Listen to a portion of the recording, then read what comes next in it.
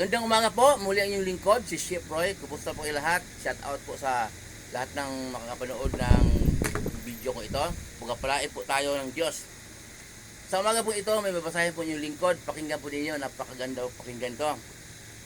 At napakahalaga po nito. Lahat naman ng salita ng Diyos ay mahalaga po. Pero ito po, sa umaga ito po mensahe sa atin ng Diyos. Sa Mateo 11:28 po. Ganito pong sabi ng ating Panginoong Hesus.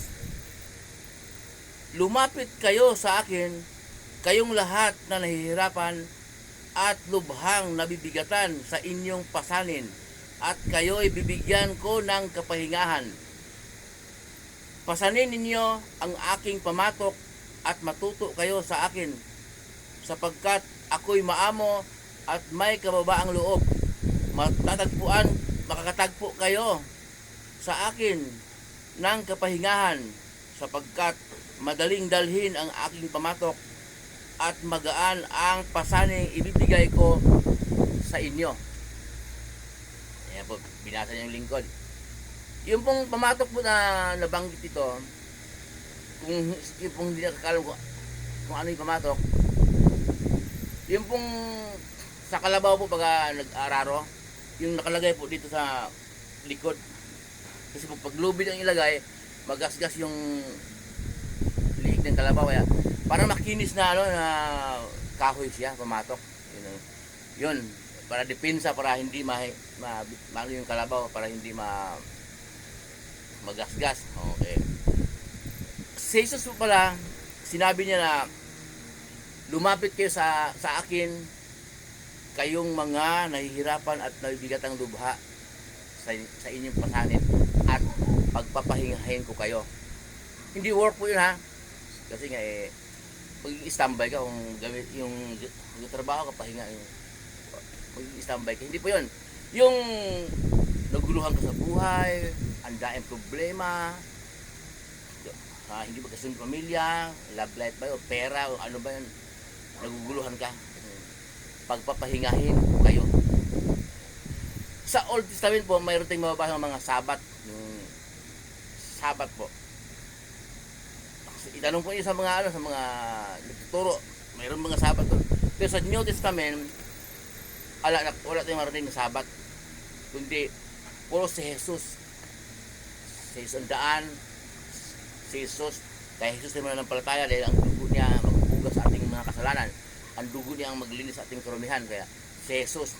Sa Old Testament po, may mga sabat na nabanggit. Aaron o mahinga. Ito pong New Testament, Kristiyano na po tayo ngayon.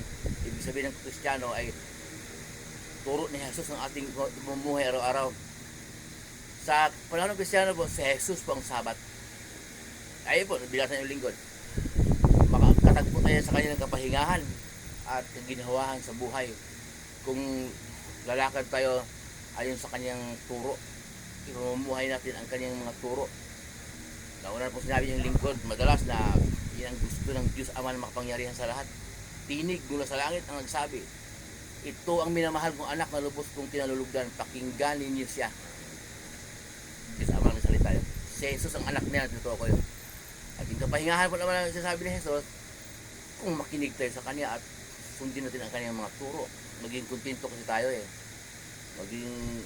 dahil tayo mananampalataya, kampante na tayo sa buhay. Yung okay lang yun, may darating pa niya na mga biyaya, kahit na huwag kang tumingin sa bahay mong mga sugpo, mga lingwa yung kinakain, mga pagkain, huwag kang tumingin. Sabi nga nila, gamitin sa salita ng bulakin yung kapag maiksi ang kumot, matuto kang mamaluktot. Pagka oras na kontento po tayo sa maliit na yan, hanggang sa alam ni Lord na nakontento tayo at sumunod tayo sa turo ng ating Panginoon Jesus, ibibigay niya yun. Alam ng Diyos kung anong kailangan natin. Mga suliranin na yan, masasolve yan, mga kaginhawahan. Kaya po, dito sa New Testament, sa ibang content ko po, sabihin ko po, doon sa Herbio, nandoon nakalagay po na si Jesus para ang sabat sa New Testament. Siya po ang kapahingahan. Siya po ang nakakagaan ng suliranin natin. nabibigat tayo sa problema. Ayon sa binasa ng lingkod. Ang iyong lingkod po, hindi po namumulot sa salita, kundi sa Bible po at 100% banal na espiritu ang nanguna sa akin. Kasi paano ko nasasabi to? Yung iba kasi nangangaral po, hindi man sila humugot sa Bible eh. May humuhugot siya ng konti tapos kanya ng sarili niyang karunungan. Pag sarili kong karunungan, hindi sa turo ni Jesus, hindi po sa Diyos siya. Sarili kong karunungan natin, lumagpas na sa Bible, mauwi sa kayabangan. Muli po yung lingkod, si Roy, ingatan po kayo ng Diyos. Sa kahit anong lakad ninyo, samahan kayo ng Diyos. Mga trabaho, pinasukan ninyo, mga negosyo, anong pinagkikitain sa buhay, ayon sa kalooban ng Diyos, pagpapalain po kayo.